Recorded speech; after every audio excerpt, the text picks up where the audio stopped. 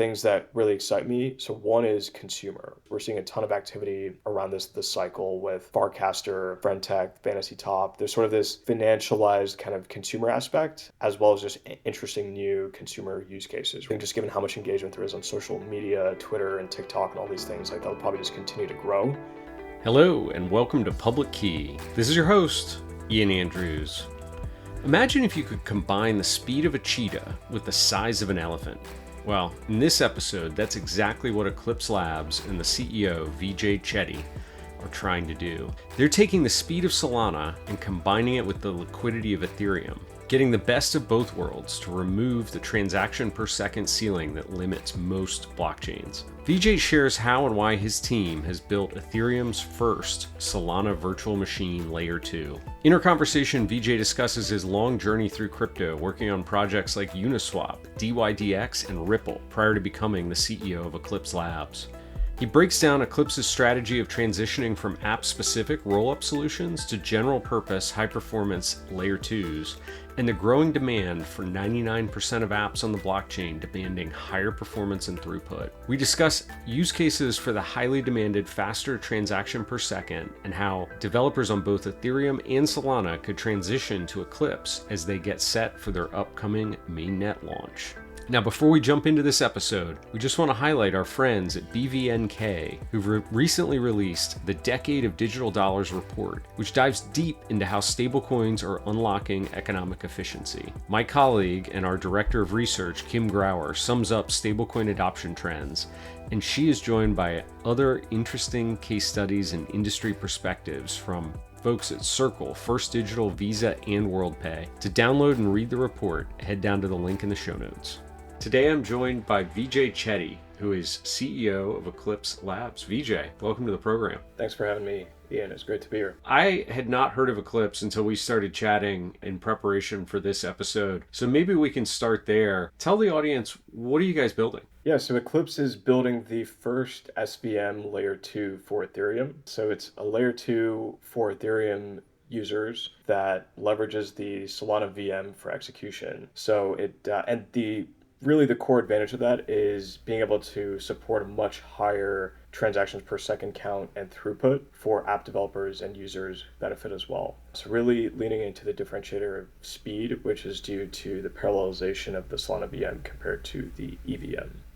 This is making my head explode a little bit when I've actually spent some time this afternoon reading the documentation, and you pull in not only the Solana VM, but also the Celestia layer for data availability and another component for zero knowledge proof. And all of that gets packaged together in a completely new architecture. We're going to dive deep into this, but before we do that, how did you find yourself to be CEO of Eclipse? Yeah, so I've been with the Eclipse team for the last year or so and have been CEO for the last 2 months. So I took over from Neil, who was the founder of Eclipse. And for the previous 10 months, I was serving as Chief Growth Officer of Eclipse. So responsible for everything on the growth and go-to-market side, including BD, marketing, community, operations. I think the transition came about in large part to facilitate the next wave of growth for Eclipse. So very often, the founder is great to help take things from 0 to 1, but when it comes to these infrastructure ecosystems, the demands and what needs to happen is sort of more about scaling and execution and stewardship. And those are really the things that I've spent a lot of my time on over the last 10 years building the crypto space. So that's kind of where I've come in and really helped to build a lot of that out for Eclipse and help to scale that over the next few years as Eclipse kind of goes beyond 0 to 1 and more from kind of 1 to 100 in terms of its product and ecosystem. Well, I feel like you got your timing right in terms of market cycle, where we're on an upswing here. And I think there's a lot of enthusiasm building for new projects in the space. So good luck there. But looking at your background, you've actually been in crypto for some time at some pretty big names, right? You spent time at Uniswap. You spent time in the very early days at dYdX. Take us back to the beginning. How did you first encounter crypto and decide that this was a space you wanted to spend your time in? Yes, this goes back almost a decade now, which feels crazy to say. I feel like years in crypto are dog years. Yeah. So you definitely, each cycle is kind of its whole separate paradigm. And it's been interesting to see how the last three cycles have been a part of like how those paradigms develop and what is kind of valued or prioritized across each of these. And it's definitely evolved a lot. But I think for me, coming into crypto in early 2015, what really stood out was you were sort of combining three sort of coordination type considerations, right? One was the financial and markets piece. Second was the technical and engineering piece. And the third was the legal and sort of standards and social coordination piece. And you had all three of these happening in the same substrate. And crypto and blockchain technologies, as I think the word blockchain was just much kind of almost enterprise blockchain was much more popular back then as well. But you sort of had these kind of all three of these considerations coming into this one unified layer. And so that was like a really interesting concept to me. And I was on Wall Street at the time. So I was especially familiar with kind of the markets and the financial and trading piece and found the other two parts of it fascinating as well. But that's kind of how I first got drawn in. And it seemed clear to me from the outset that crypto really would need all this market structure like exchanges and market makers, custodians, wallets, a lot of these things that you saw in traditional finance, and it seemed clear that crypto would need a lot of that for its own kind of capital markets. But I think back then in 2015, actually, it was merchant services and merchant payments was really kind of the thrust of what people were talking about, right? That's what Coinbase was focused on at the time. There was none of this trading aspect or very little of it besides, Mt. Gox and Poloniex and a few others. So it's been interesting seeing how center stage that trading and capital markets piece has become as well. Your first professional entrance into the space was with Ripple, if I'm reading LinkedIn correctly. Is that right? Yeah. And what Exactly. was Ripple back in 2015? Because that was well before I got into the space, and I imagine quite a few of our listeners as well. They're sort of now notorious for this battle with the SEC. But back then, take us back to the moment where you joined, and what was the idea behind the company? Was it payments focused, as you were just touching on? Yeah, so it was still focused on cross-border payments, but actually the core of the idea was a much more retail or P2P cross-border payments at the time. So where you're allowing Mary to send a cross-border payment to Bob and potentially using crypto liquidity to do that, right? So US dollars to crypto and crypto to Mexican pesos, for example. But doing that in a peer-to-peer fashion. Nowadays, I think Ripple is much more squarely focused on the enterprise payments use case, or at least Yeah. B2B2C. And I think that's kind of been the main evolution. But Ripple's also has this trading aspect because they have been able to learn from like the missteps of early players like Ripple, right? And be able to structure things in kind of more sustainable ways or more regulatory compliant ways. But back then, there was really no playbook. So I think it was almost just feeling around in the dark for what made the most sense. And it wasn't, I think, the intention of Ripple to steward what is like sometimes perceived as like a centralized or more centralized system. So I think now there's very much a playbook of like how do you launch a decentralized system and do it in a regulatory compliant way. It's also interesting how much more unified I think the industry is in terms of engaging with the SEC, right? Whereas Ripple for a while was sort of this outcast or pariah because of what was going on, but now it's like as the SEC has cracked down on lots of other projects and Coinbase as well, there's been much more of a unified front among a lot of these blue chips that have been working through regulatory enforcement or conversations with the SEC. Yeah, certainly the industry has, I think, become more unified on that front. You went from Ripple to eventually to dYdX, and I think did that pretty early in 2020. So you've kind of been on the bleeding edge of crypto use cases. Talk about the decision that led you into the DeFi space, and then from dYdX and on to Uniswap.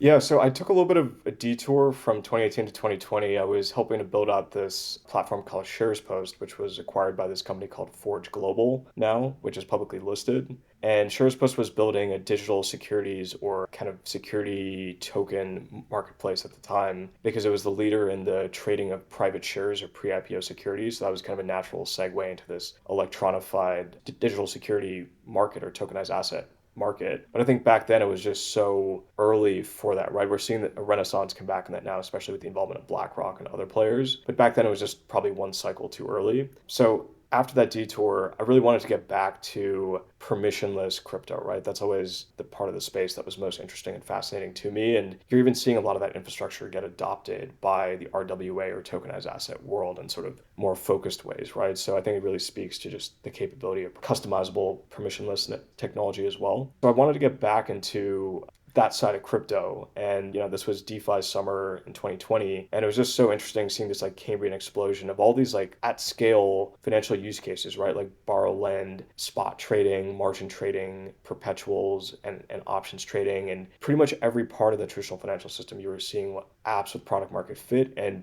pretty good user interfaces and UX as well come out. And then, you have the whole yield farming opportunity on top of that. And so that was just, I think, an incredible time for crypto where it was really, really product focused and substance focused. And it was sort of made the best man win in terms of that execution path, right? And so for me, it was clear I just had to be in that space. And so I started talking with a number of founders and early stage teams at the time to come in and really help them scale out their markets, exchanges, or ecosystems. And dYdX has always been such a product-focused team, and the product is so strong that there's a lot to work with and a really interesting design space in terms of growing out the ecosystem. And for me, as kind of a capital markets person, it was the perfect opportunity to really come in as like the first non-technical hire and help to build out the entire business side and market-facing side of the team. And this was before the launch of the V3 perpetuals product, now V4, which is the focal point. So we really just spent a lot of time looking at what was the biggest opportunity in crypto, right? And FTX was just coming up. You had Binance, and it was clearly in perpetuals, right? Which offer this extremely efficient USD denominated way to trade crypto exposure, which is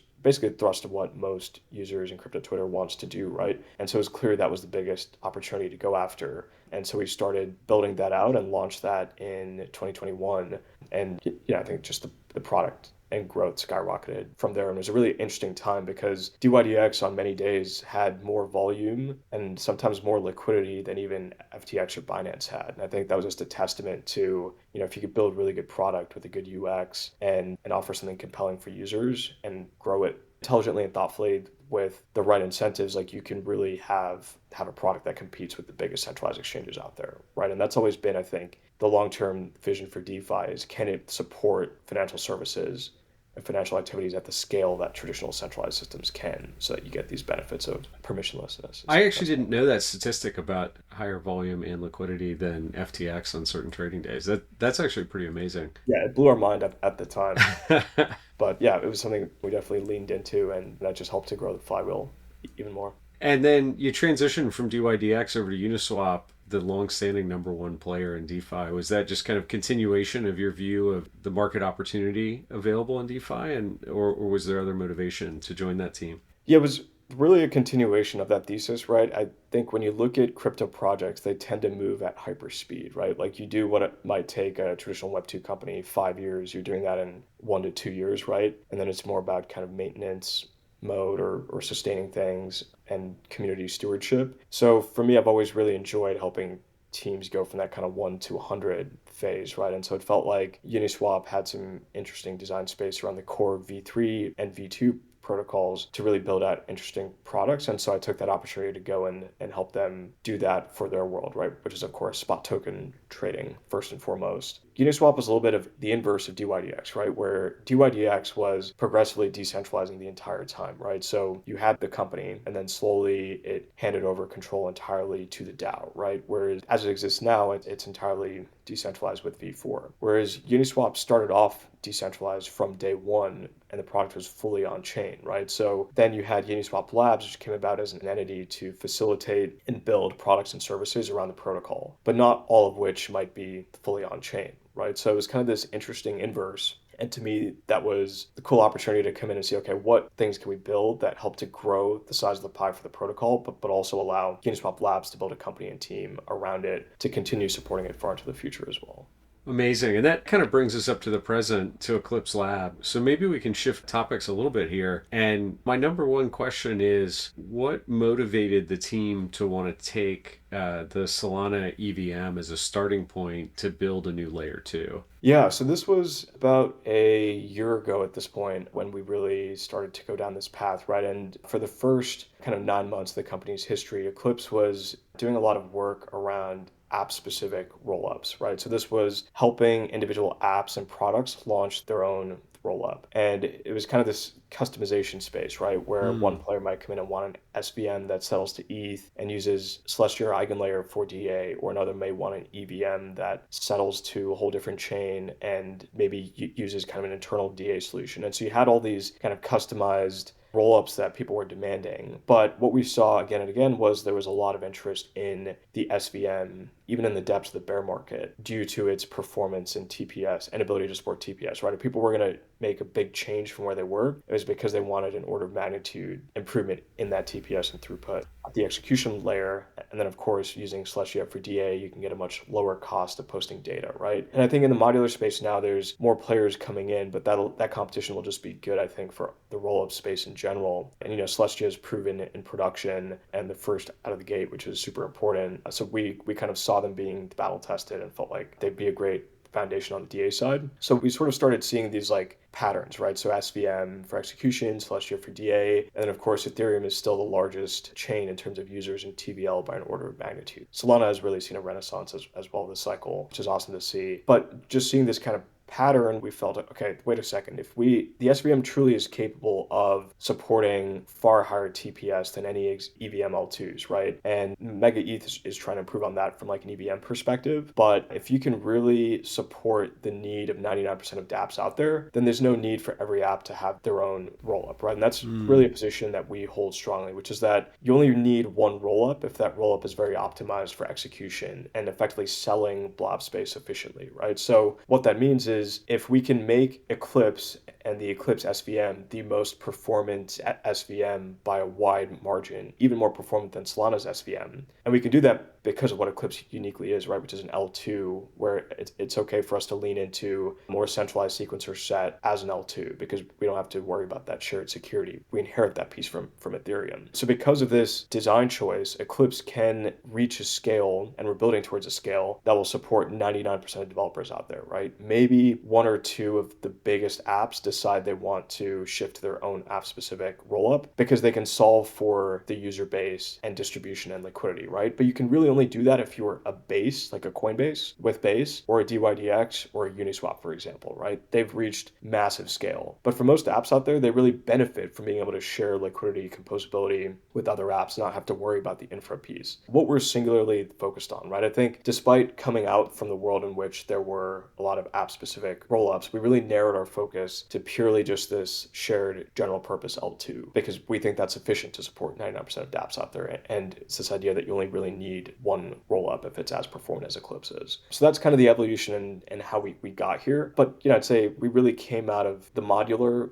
ecosystem as well as the parallelization ecosystem. So those are two trends that converge in terms of what Eclipse is building. We had a guest on a number of episodes ago where we got deep into the Celestia ecosystem and this idea of modularity being the future. I'll be honest, I was a little bit sold on this idea of app-specific infrastructure because I looked at the performance side of it. But I think as I've thought more about the topic since that episode aired, usability seems to be the real challenge when you start slicing the world into app-specific rollups, because now you're almost implying, I think, app-specific wallets and app-specific liquidity pools, or there's a bunch of back-end wiring that I think has to get built. And maybe that was your experience building a number of these app-specific rollups, was in the end that fractured universe is actually pretty unappealing for the end user applications. Something that users might be willing to gravitate towards for the absolute biggest and best apps, right? And so dYdX went with its own app chain as an L1. I think that's something that the Uniswap team is broadly considering as well. And then I think in this cycle, you've seen a lot of interest in everybody having their own L2. And it's appealing from a sort of a team perspective because you can capture value and control your destiny a bit. But ultimately, again, if you don't have to worry about the noisy neighbor and hotspot problem with the SVM,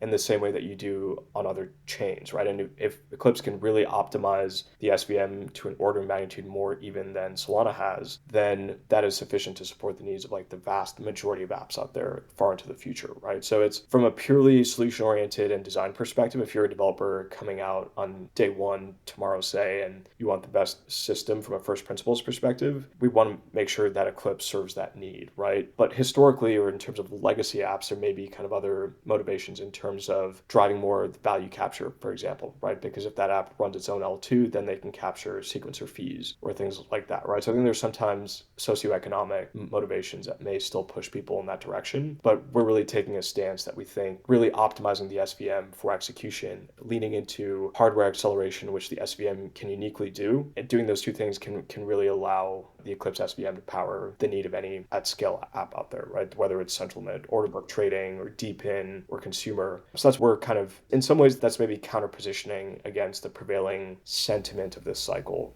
Will Eclipse run all the sequencer nodes themselves, or is there a plan to decentralize that and have many operators? What's the strategy there? I'd say ultimately the Eclipse sequencer set is going to be a lot more centralized than other sequencer sets, right? And that's what it's this idea of like a thick or beefy sequencer. And so having that more concentrated sequencer allows the Eclipse L2 to really lean into hardware acceleration. You can keep really just growing that TPS into the hundreds of thousands and support all apps with a single L2. So that's something that we definitely see as a key part of our long-term roadmap, is not growing that sequencer set too big. And ultimately, the Eclipse Foundation will be responsible for managing the selection and stewardship of the sequencer set overall. And there will be independent parties, but that's something that we think still makes a lot of sense to keep concentrated. Interesting. We've been talking a lot about the primary advantage here being both throughput and transaction volume, but we've done that sort of absent the use case that demands those specs, right? I often, being kind of a tech nerd, I often assume, faster is better by default in all cases. But I'm really curious, like, what are you seeing in terms of the applications that are seeking out that kind of performance, particularly anything that maybe previously said, oh, we can't run this on a blockchain, or we can't incorporate blockchain into our architecture because of the known kind of performance ceiling that exists on some of the predominant chains today? I'd say in terms of use cases, right now, I think infra is really leading where use cases are, right? And I think that's okay for right now, because if you can really demonstrate TPS in the tens, hundreds of thousands of transactions per second in production, which is something that we're heading towards, then you really allow developers to think of a whole new design space, right? And I think kind of the most basic way of putting it is offering Web 2 scale to Web 3 apps, right? So rather than just porting over Web 2 products to Web 3 for the sake of it, what new things can truly be uniquely enabled that lean into on-chain dynamics? I think some of that may be gamification, or leaning a bit more into the attention economy that exists on-chain, right? Because everything is so attention-driven. So we have yet to see, I think, these new kind of category creators, if you will. But I think right now, the things that excite me the most in terms of what could be taking advantage of Eclipse's throughput and performance in the next couple of years is a few things. So I think the most basic and obvious and well-established is central limit order books, right? Which have kind of been the holy grail historically of demonstrating the capabilities of throughput and performance, right? And Solana had this from day one, where with Serum and the other kind of early collabs like Mango and others, you saw the ability to support at scale central limit order book trading fully on chain, or to whatever degree of on chain made sense as well. And so I think that's something that's a very clear opportunity, and we're excited to enable and support, right? Just given how huge of a market it is, as we were talking about earlier. But extending beyond kind of that core DeFi design space of collabs and intents or RFQ systems, I think the things that really excite me, so one is consumer. We're seeing a ton of activity around this cycle with the likes of Farcaster, Friendtech, Fantasy Top. There's sort of this financialized kind of consumer aspect, as well as just interesting new consumer use cases, right? And so these probably have yet to reach a point of kind of mainstream breakout adoption, but I think the conditions are definitely coming into place for that to happen, right? There's, the mindshare around crypto continues to grow around this upwards trending, oscillating line every cycle. And I think just given how much engagement there is on social media, Twitter and TikTok and all these things, like that'll probably just continue to grow. So really finding kind of a breakout consumer application is an area that I think would be a huge win for the space in general, and is the type of thing that Eclipse is looking to support as well on the consumer side, because you would have tens, hundreds of thousands of transactions per second, depending on how the app is designed. Next is DPIN, decentralized sensor networks, decentralized compute networks, data networks. Like there's a lot of interesting work happening, sort of this Cambrian explosion on the DeFi side now, and a lot of that very recently on the AI side. And so that's an area that I think continues to be very interesting investing long term, a lot of those teams tend to start off very product focused and then reverse into the on-chain dynamics, right? Which I think makes a ton of sense and leads to sort of the best projects and products rising to the top. But it may take some time for that to happen. And then the last, I think, is gaming, which of course, has continued to be there every cycle. And probably the issue with it historically has been a lot of it is DeFi with kind of a UX on top, right? So really getting to a point where there's interesting gameplay for native gamers, and then they kind of almost fall into the on-chain economics or pieces of it. So that might take a bit of time as well, but those are really, I think, four of the things that can most take advantage of the type of throughput and performance and cost benefits that Eclipse offers.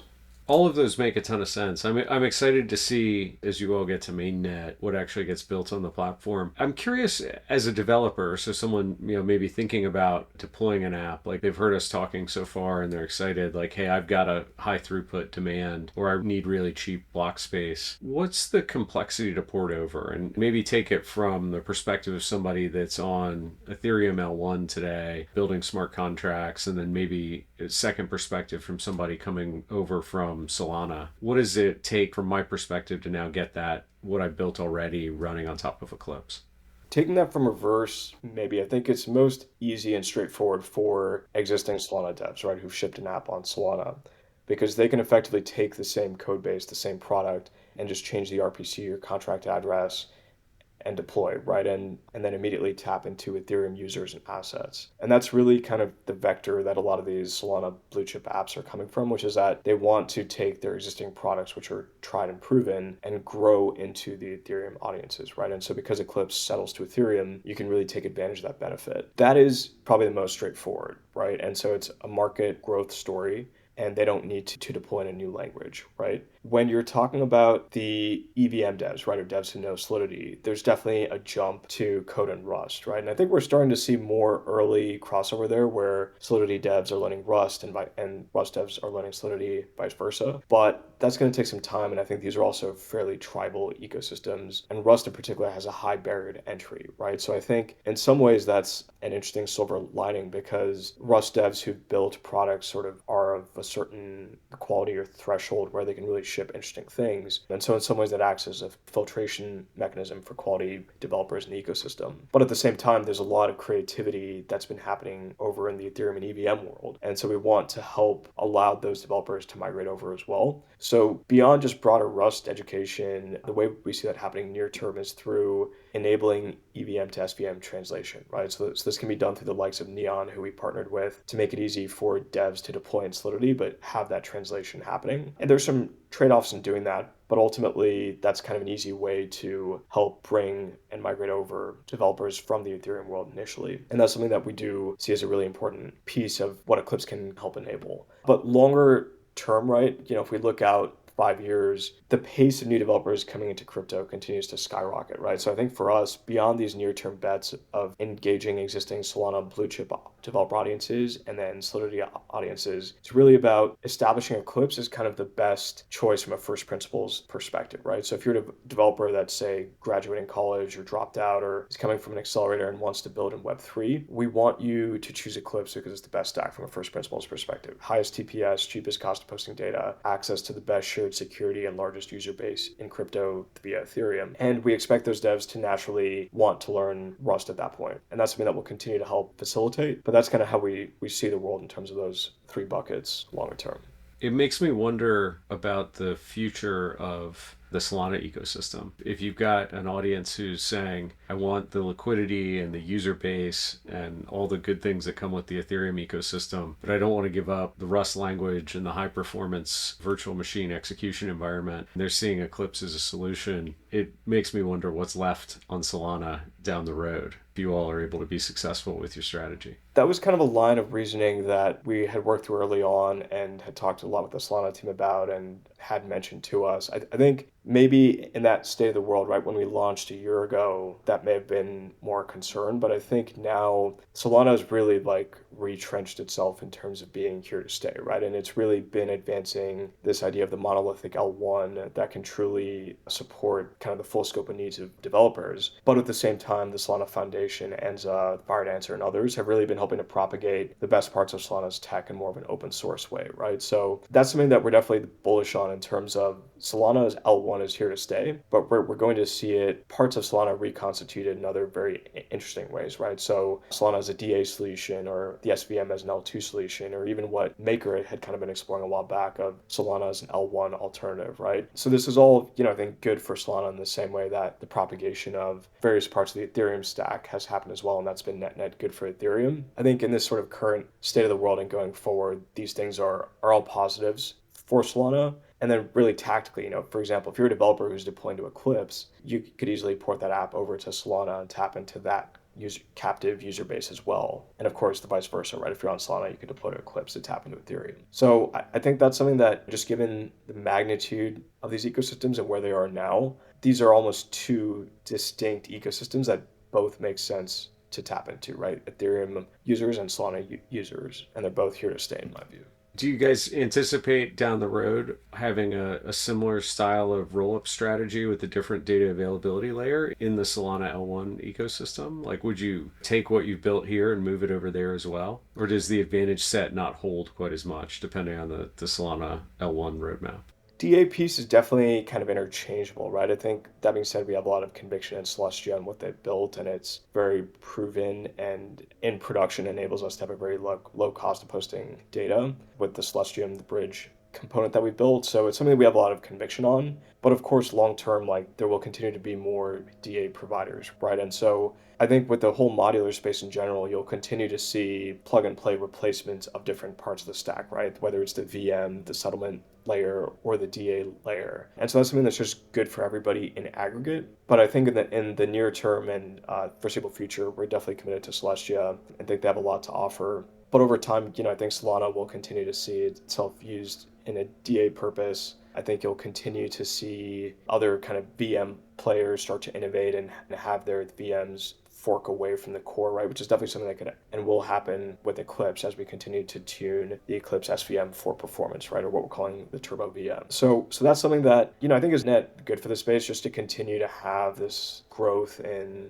the options at the VM layer, the settlement layer, and the DA layer. So yeah, we'll see where things go, but it's great to see Solana being a part of that conversation as well. I'm really curious about, earlier we touched on kind of Ripple's regulatory challenges that have now spread to some of the other big players in the industry, and connecting that to what we were talking about earlier, the more closely held sequencers that operate the Eclipse network. How do you think about the challenges of operating a company in the US, given current regulatory climate towards the overall blockchain crypto ecosystem, and then the specific amount of decentralization that's necessary to both win hearts and minds, but also appease the regulatory authorities that are involved here? Like, it seems like a really hard balance to strike as an outsider to your organization to find the right spot to position. Yeah, having been building crypto for 10 years, striking the balance with regulatory considerations is definitely, I think, one of the trickiest balancing acts, but one that, for me, I take extremely seriously, just having also spent all that time in the space. So Eclipse's approach is very much to work with the regulatory framework, right? So we're a US-based team building this technology that will be open source, and we'll have the Eclipse Foundation as a separate entity to support the overall growth and stewardship of that open source Eclipse ecosystem, right? And Eclipse Labs will evolve to become one of the primary development shops around the Eclipse protocol, right? So that distinction is something that we take very seriously. And the Eclipse Foundation, in terms of its stewardship of the governance of the Eclipse ecosystem and the overall growth, we see that forum as really being the way that, say, potential token holders could vote on changes to the Eclipse network or changes to the sequencer set and these other things long term. So, of course, this idea of progressive decentralization takes a long time to execute and implement, but approaching that in the most thoughtful way is something that we take extremely seriously and are working with multiple law firms and regulatory advisors on. And in terms of that more centralized sequencer set, yeah, it's definitely, I think the regulatory piece is a big consideration around that, but we see a path forward there in terms of being able to strike that right balance and ensure that the right pieces are outside of the US, and that in terms of any kind of access that Eclipse Labs facilitates to the protocol, that will be something that we rely on sort of developers and others in the open source ecosystem to manage, right? Eclipse Labs is the builder of this piece of open source code. And so insofar as there are sequencer considerations, that's something that the Eclipse Foundation will help to manage and implement on behalf of the technology. But developers may also build their own front ends that have their own restrictions on the KYC and OFAC, for example. So it's definitely a multifaceted kind of many moving parts type consideration, as you say, but it's definitely something I've done a handful of times before, and there's a path forward. It's just, I think it requires a lot of stakeholders to do it in the right and thoughtful way. There's no simple, easy answer there, unfortunately. Now, you made some news a few months back with a pretty big fundraising round, which I took as a really positive sign because I think venture capital had sort of stepped back from the space broadly from the end of 2022 for much of last year. I'm curious, what was your experience fundraising? And then maybe for other founders out there listening to the podcast, like what kind of tips would you share in terms of their own journey through trying to raise capital in this market at this point in time? Fundraising cycles are always interesting, right? And I think especially these days, they're so much more quickly moving as the cycles themselves are. The booms and busts and waves come and go so quickly. I'd say in general for Eclipse, what worked for us was really articulating a compelling technical idea very early on that really had meat behind it and where we had some track record in terms of executing on it as well. And so there's also something that you said for the timing in which we did that, which was the start of this year. And so the combination of those two things and really getting in the weeds with investors in terms of what our roadmap was, why we were building that roadmap, who the target audience was for devs and users, we had a really clear vision articulated, right? And Eclipse was the first to do this in terms of SVM Ethereum L2s. And I think with the handful of others that have come out recently as well, you've seen kind of a lot of validation and also others kind of trying to run in that same direction as what we're doing, right? And so competition is always an interesting consideration, but in my mind, like what we've seen in terms of Eclipse and competitors to Eclipse coming out has really been a validation of how early and right we are in terms of building out that idea of an SVM Ethereum L2. I'd say in terms of the fundraising environment, it definitely seems to have warmed up a bit in the last few months. I think particularly with the infra side, you've seen some other pretty large rounds announced. So we'll see how things look in sort of the second half of the year. Of course, the broader kind of macro circumstances matter a lot here as well. But I'd say in general, just especially for the teams I've advised or worked with in the past as well, it's always about articulating a clear idea, having a 0 to 1 product and track record on being able to execute on that, and then a clear plan for how you'll build things out and scale. And of course, hiring a great team of people behind it is important as well. That's excellent advice for anybody listening out there. This has been a fantastic conversation. I'd love to wrap with my customary closing question where I give you the opportunity to tell us what's coming. What should we be excited about on the Eclipse roadmap over the next year? Yeah, I'd say the biggest thing is that we have mainnet coming up soon this summer. So that's something that we're super excited about and heads down focused on shipping. So more to come on that, but I'll tease that. And yeah, excited to announce the waves of applications that we have building on Eclipse as well. So in general, our approach has always been high quality and substantial announcements and doing those in a thoughtful way. So we've been a little more heads down and quiet recently as we've been building and locking a lot of that in. But in the second half of this year, it'll be a pretty big launch for us. So excited for that. I am too. Can't wait for mainnet. Vijay, this has been fantastic. Thanks for sharing all your insights, and we'll be keeping an eye on the project. Thanks for having me, Ian. It was great chatting with you. Hey there. Thanks for listening to another episode. If you enjoyed what you heard today, do me a favor. Open up your podcast app, rate the show.